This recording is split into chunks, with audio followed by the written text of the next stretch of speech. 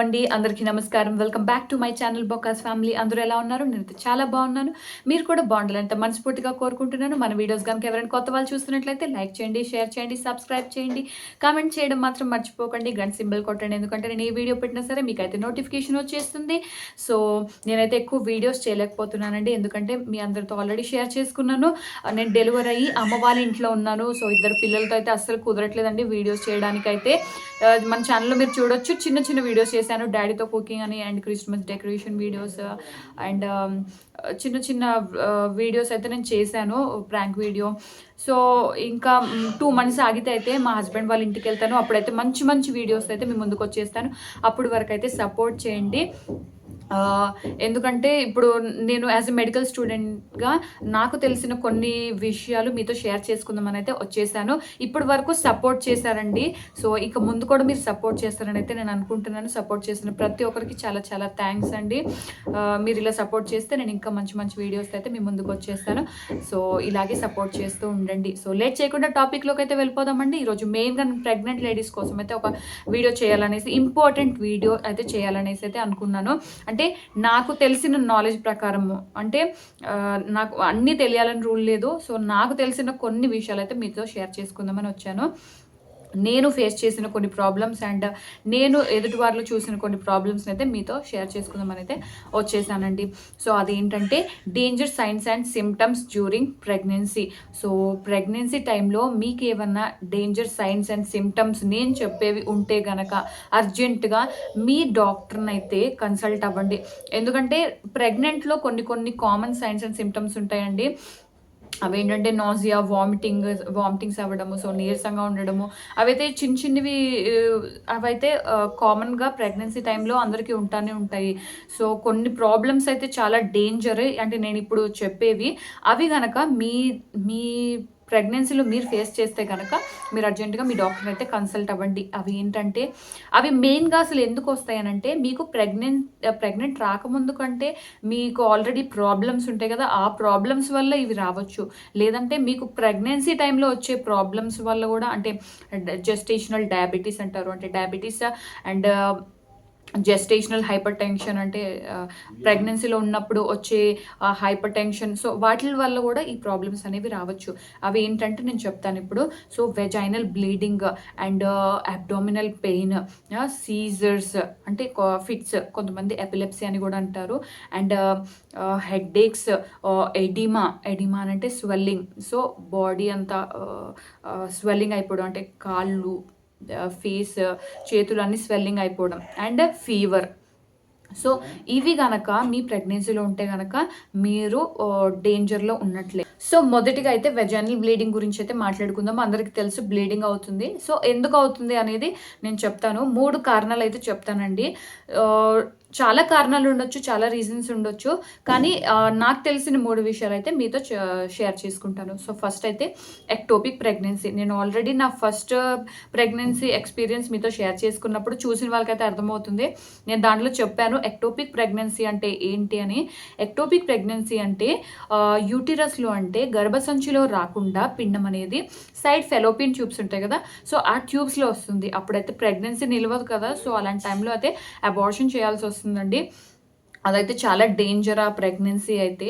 So నేను already మీకు చెప్పాను, నాకు సైడ్లో పెయిన్ వచ్చేదండి. సో మా హస్బెండ్ డాక్టర్తో చెప్పినప్పుడు, ఆమె డాక్టర్ చెక్ చేసినప్పుడు స్కానింగ్లో నాకు ఆ పిండం అనేది కనిపించలేదు. సో డాక్టర్ ఏమనుకున్నారు, ఎక్టోపిక్ ప్రెగ్నెన్సీ మేబీ అయి ఉండొచ్చు, సో దానివల్ల బ్లీడింగ్ అవుతుంది లోపల అనేసి అయితే నాకు చిన్న ల్యాప్రోస్కోపీ అయితే జరిగిందండి, సర్జరీ. సో దేవుని దయ వల్ల అయితే నాకు ఎటువంటి ప్రాబ్లం లేదు.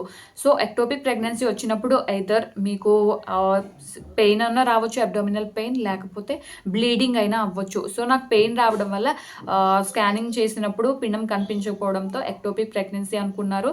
సో ఎక్టోపిక్ ప్రెగ్నెన్సీ అయితే కాదు. సో నాకైతే సేఫ్గా ఫస్ట్ ప్రెగ్నెన్సీ అయితే జరిగిపోయిందండి. సో ఎక్టోపిక్ ప్రెగ్నెన్సీ అంటే ఇది. నేను మీకు నెక్స్ట్ వీడియోలో మీతో షేర్ చేసుకుంటాను, ఎందుకంటే చాలా పెద్ద టాపిక్ ఎక్టోపిక్ ప్రెగ్నెన్సీ అనేది. సో నెక్స్ట్ వీడియో అయితే మీతో షేర్ చేసుకుంటాను. సో ఎక్టోపిక్ ప్రెగ్నెన్సీ వల్ల బ్లీడింగ్ అనేది అవుతుందండి, ఇది ఫస్ట్ పాయింట్. అండ్ సెకండ్ ఏంటంటే నెక్స్ట్ ప్రీటర్మ్ లేబర్. అంటే మీకు ప్రీటర్మ్ లేబర్ అంటే మీకు 40 వీక్స్ కంప్లీట్ అవ్వక ముందుకి అంటే 36-35 వీక్స్‌లోనే మీకు లైట్‌గా బ్లీడింగ్ అవుతూ ఉంటుంది. అలాంటి కేస్‌లో మీకు ప్రీటర్మ్ లేబర్ అంటే మీకు ఇచ్చిన డేట్ కంటే ముందే మీకు డెలివరీ అయిపోతుందండి. సో, అలాంటి టైంలో లైట్ బ్లీడింగ్ అనేది అవుతుంది. దానికి అంటే ప్రీటర్మ్ లేబర్‌కి ఇది సైన్ అనమాట. సో, మూడోదైతే మిస్‌క్యారేజ్ అండి. సో, మిస్‌క్యారేజ్ అయినప్పుడు బ్లీడింగ్ అనేది అవుతుంది. సో, మీ అందరికి తెలుసు అబార్షన్ అయినప్పుడైతే బ్లీడింగ్ అనేది అవుతుంది. సో, అలాంటి టైంలో అయితే మీరు కొంచెం బ్లీడింగ్ అయినా సరే మీరు డాక్టర్‌ని కన్సల్ట్ అవ్వండి. లేట్ చేయకండి. లేట్ చేస్తే అయితే మీకే ప్రాబ్లమ్ అవుతుంది. సో, వెజైనల్ బ్లీడింగ్ అనేది ఎందుకు జరుగుతుందనేది అయితే మీకు 3 కారణాలు చెప్పాను. ఒకటి ఎక్టోపిక్ ప్రెగ్నెన్సీ, ఒకటి ప్రీటర్మ్ లేబర్, ఇంకొకటి మిస్‌క్యారేజ్ అంటే అబార్షన్. సో, ప్రీటర్మ్ లేబర్ అయితే అవ్వనివ్వకండి. ఎందుకు అనంటే ప్రీటర్మ్ డెలివరీ అయితే మీకు ప్రాబ్లమ్ అవుతుంది. బేబీ గ్రోత్ అనేది సరిగ్గా ఉండదు. ఎన్ఐసీయూలో పెడతారు. సో, కొంతమందయితే 1 మంత్, 10 డేస్ అలా ఉండాల్సొస్తుంది ఎన్ఐసీయూలో. సో, దానికంటే బెస్ట్ మంచిగా నెలలు నిండినాక బేబీ పుడితే మంచిగా హెల్తీగా ఉంటుంది బేబీ. వెయిట్ మంచిగా ఉంటుంది. సో, ప్రీటర్మ్ డెలివరీ అయితే అవ్వనివ్వకండి. ఎందుకంటే నేను ఫస్ట్ డెలివరీ అయినప్పుడైతే నా పక్క రూమ్‌లో బేబీ బాయ్ అనమాట. 8th మంత్‌లోనే డెలివరీ అయ్యాడు. సో, మదర్ ఒక దగ్గర, బేబీ ఒక దగ్గర. అండ్ అసలు అంటే ఇప్పుడు ఉన్నాడో లేదో కూడా తెలీదు ఆ బేబీ బాయ్. సో, అలాంటివి జరగనివ్వకండి. మీరు అలా కేర్ తీసుకుంటే అయితే అలాంటివి జరగవు. మంచిగా నెలలు నిండినాకైతే బేబీ పుడతారు. సో, మోస్ట్‌లీ అయితే 7th మంత్‌లో పుడితే బ్రతుకుతారు గానండి. 8th మంత్‌లో డెలివరీ అయితే చాలా కేసెస్‌లో అయితే బేబీస్ చనిపోతారు. ఎక్కడో రేర్ అనమాట. సో, అలాంటివి జరగకుండా అయితే కేర్ తీసుకోండి. 8th మంత్‌లో డెలివరీ అవ్వడం అవన్నీ బేబీకి ప్రాబ్లమ్ అవన్నీ ఎందుకు. సో, మీరైతే జాగ్రత్తగా కేర్ తీసుకోండి. ఇలాంటి బ్లీడింగ్స్ అయినప్పుడైతే డాక్టర్‌ని కన్సల్ట్ అవ్వడం అయితే లేట్ చేయకండి. అండ్ ఇంకొకటి ఏంటంటే నేను సెకండ్ డెలివరీ అయినప్పుడైతే నన్ను సర్జరీ అవ్వగానే నన్ను ఐసీయూలో అంటే అబ్జర్వేషన్‌లో పెట్టారనమాట. So, next to my bed and నా బెడ్ పక్కన ఒక లేడీని పెట్టారండి. తనకి 6th మంత్ ఎండింగ్‌లో ఉందనమాట. సో, తనకి బ్లీడింగ్ అనేది అవుతుందనమాట. దానివల్ల తనని ఐసీయూలో పెట్టారు.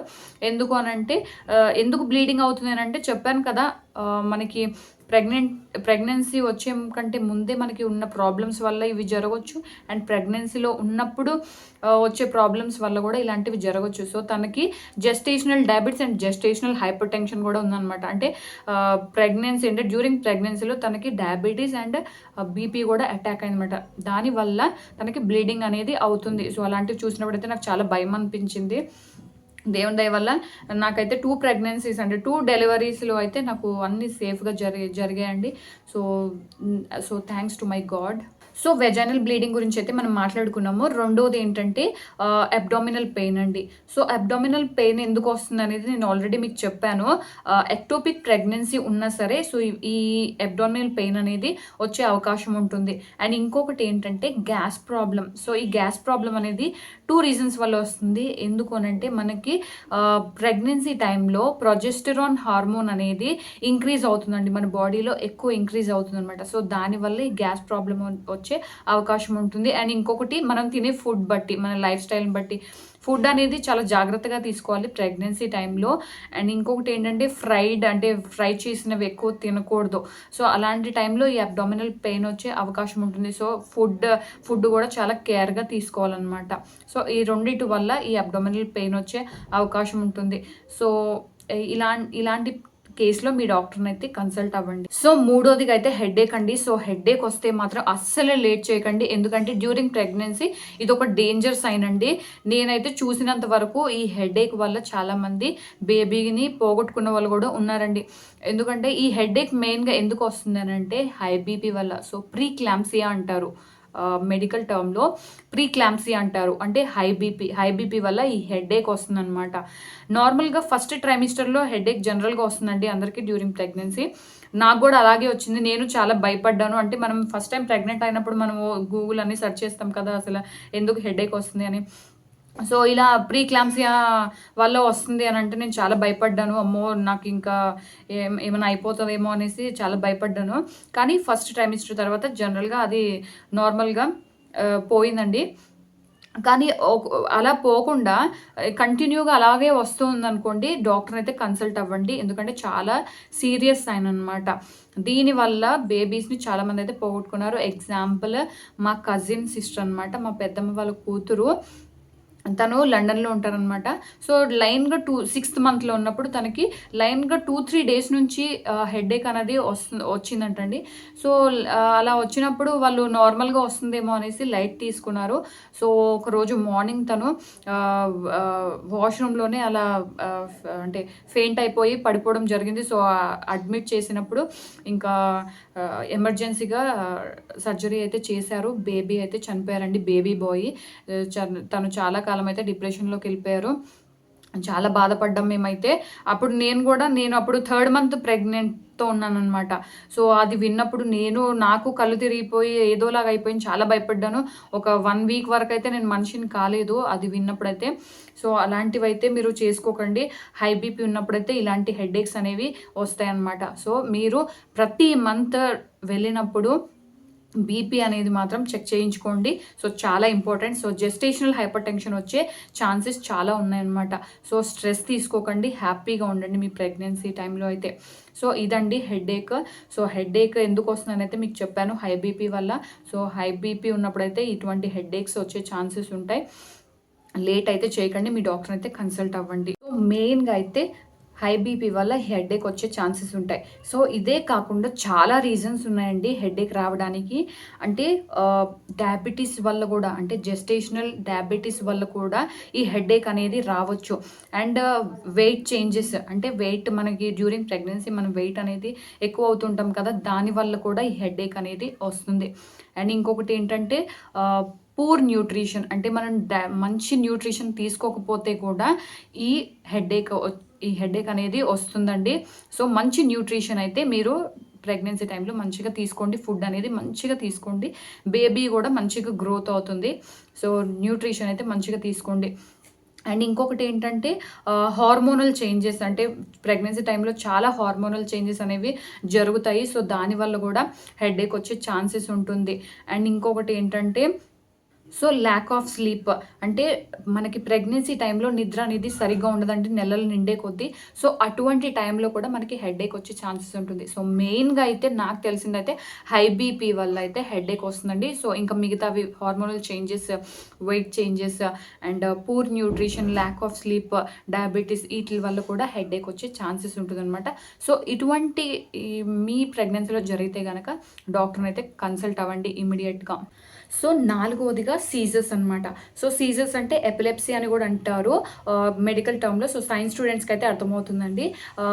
ఫిట్స్ అని అంటారండి జనరల్‌గా. సో, ఈ సీజర్స్ అనేవి ఎందుకు వస్తాయంటే చాలా రీజన్స్ ఉన్నాయి. సో, నాకు తెలిసిన 2 రీజన్స్ ఏంటంటే డ్యూరింగ్ ప్రెగ్నెన్సీ లేడీస్‌కి ఏంటంటే మూడ్ స్వింగ్స్ అనేవి చాలా అంటే చాలా ఉంటాయండి.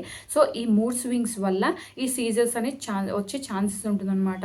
అండ్ ఇంకొకటి ఏంటంటే ఇంకొక రీజన్ మనకి ప్రెగ్నెన్సీ టైంలో ప్రొజెస్ట్రాన్ అనే హార్మోన్ ఇంక్రీజ్ అవుతుందండి. సో, డిక్రీజ్ అయిన టైంలో ఈ సీజర్స్ వచ్చే ఛాన్సెస్ ఉంటుందన్నమాట. సో, ఈ 2 రీజన్స్ అనమాట సీజర్స్ వచ్చే ఛాన్స్. సో, మనం ఇమ్మీడియేట్‌గా ఇలా జరుగుతున్నప్పుడు మన డాక్టర్‌ని కన్సల్ట్ అయితే వాళ్ళు ఇమ్మీడియేట్‌గా మనకి ట్రీట్మెంట్ అయితే ఇస్తారు. సో, లేట్ అయితే చేయకండి. ఇటువంటి సీజర్స్ అంటే ఫిట్స్ అనేవి వస్తే గనక మీరు ఇమ్మీడియేట్‌గా డాక్టర్‌ని కన్సల్ట్ అవ్వండి.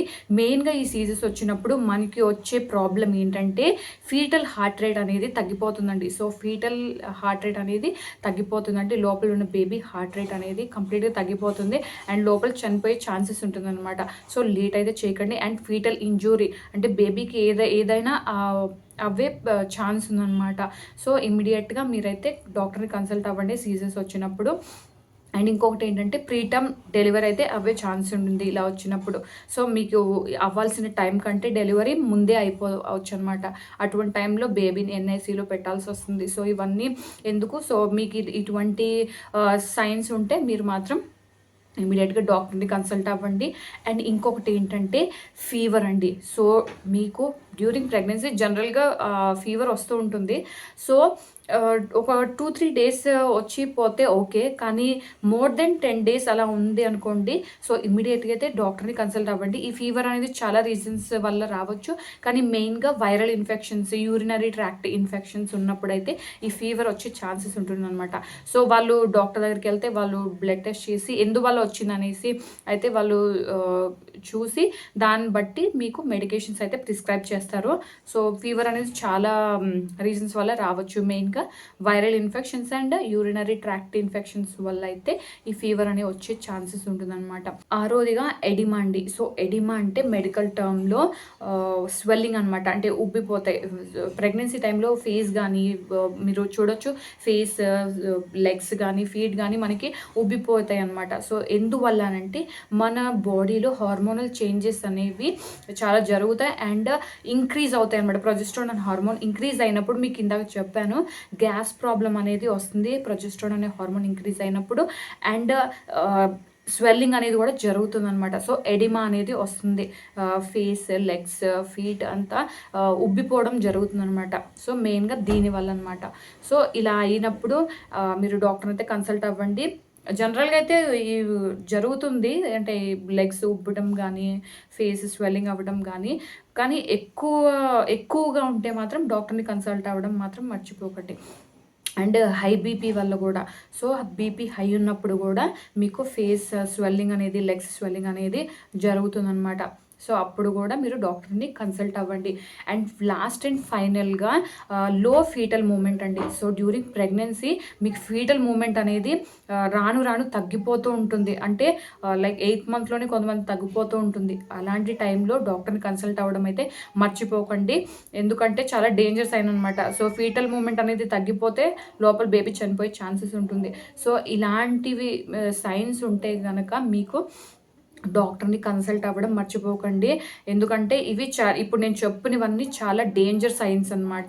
సో ఇలాంటి vaginal bleeding, seizures, headache, abdominal pain and oedema and low foetal movement, fever, ఈ సైన్స్ ఉంటే గనక మీరు ఇమ్మీడియట్గా డాక్టర్ని అయితే కన్సల్ట్ అవ్వండి అండ్ మీరు డెలివరీ అయితే సేఫ్గా అవ్వండి. సో ఎటువంటి రిస్క్ తీసుకోవద్దు and have a safe delivery.